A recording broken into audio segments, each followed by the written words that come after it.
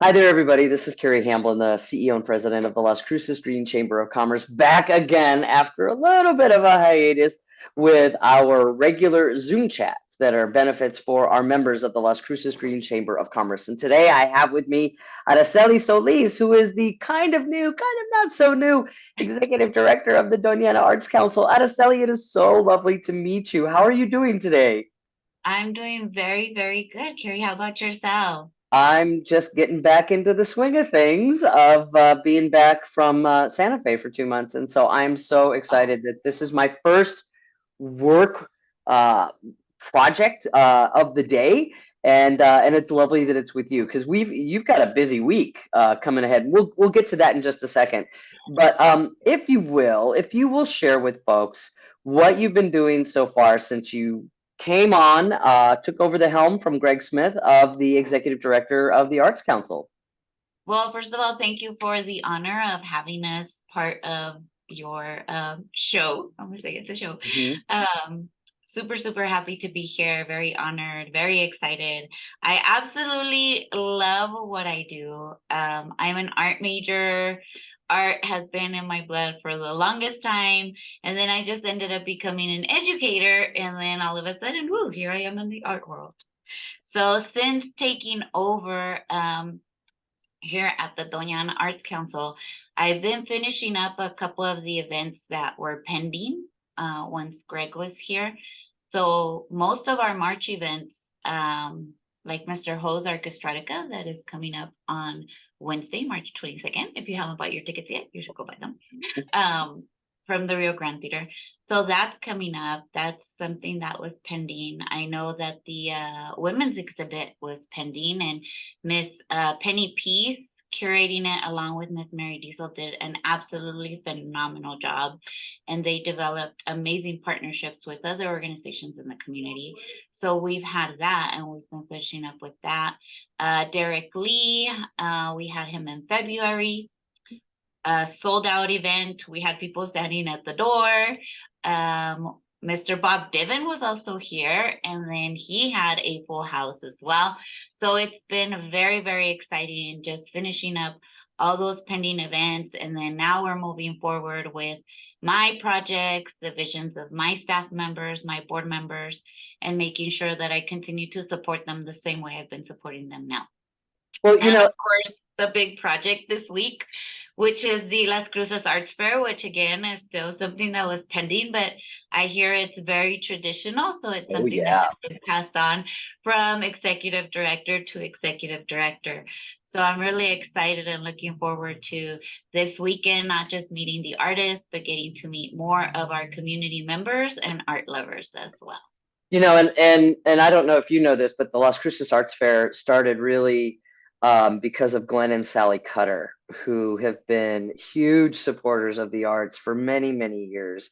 And so it's so lovely to see that this tradition is continuing. And boy, when you stepped in, you had a lot to take care of. That's I amazing. did. I That's did. And amazing. just really coming in, establishing a very warm and inviting work environment, organization, just things that, help nonprofits and businesses run as they're supposed to be running. So had to step into a lot of that management. And I'm so glad that I've been a teacher for so many years because classroom management and then leading teams of teachers have definitely helped prepare me for the transition. I mean, it's very, very different. I'm still trying to get used to this title, right, of a executive director, and sometimes they'll say boss lady, and I still have a hard time getting Yeah, used to that.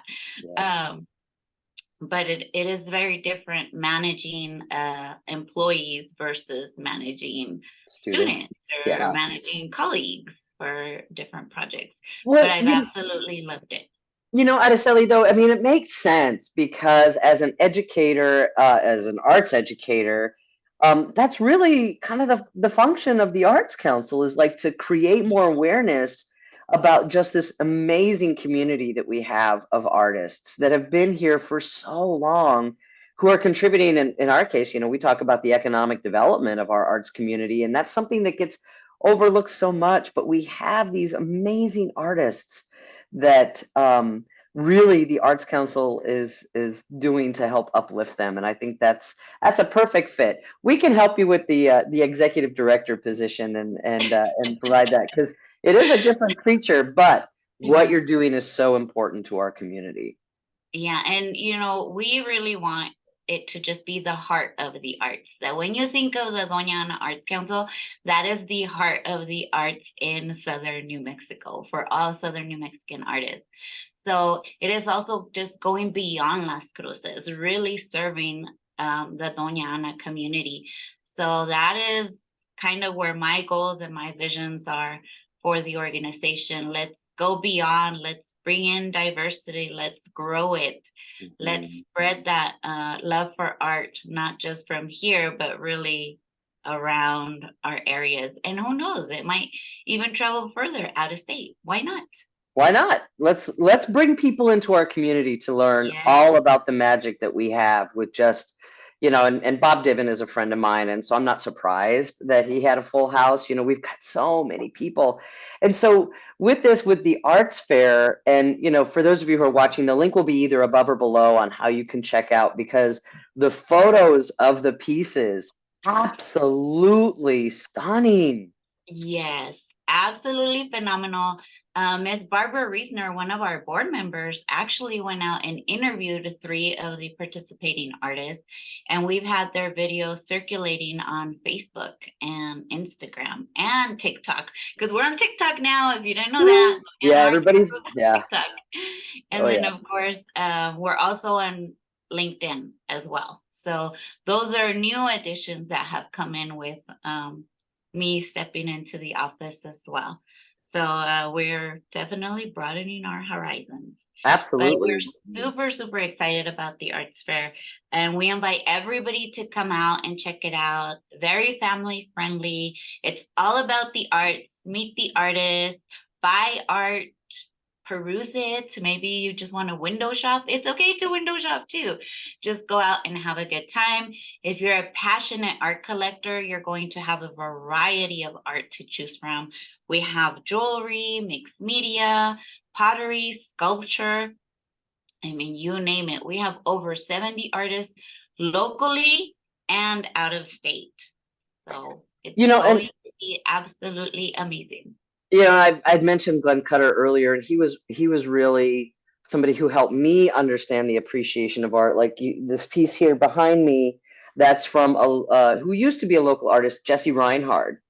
And Glenn taught me that, art is something, when people's finances get strapped, art is usually like one of the first purchases that just doesn't happen anymore.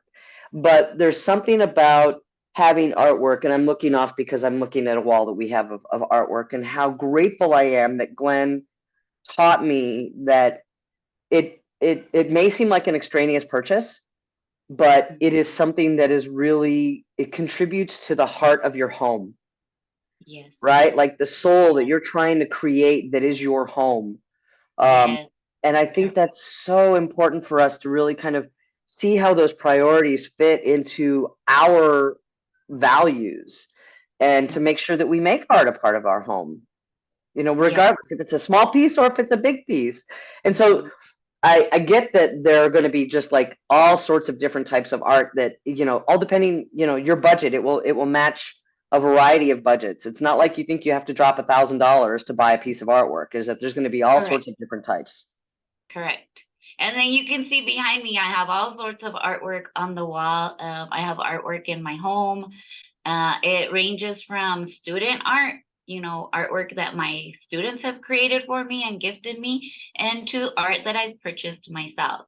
So it really is not just about purchasing a piece of art, but you are purchasing a little piece of that artist, the heart and the passion that they have for it, their time that they invested into it, their message that somehow resonated and connected with you and brought some type of wellness to your heart and your spirit.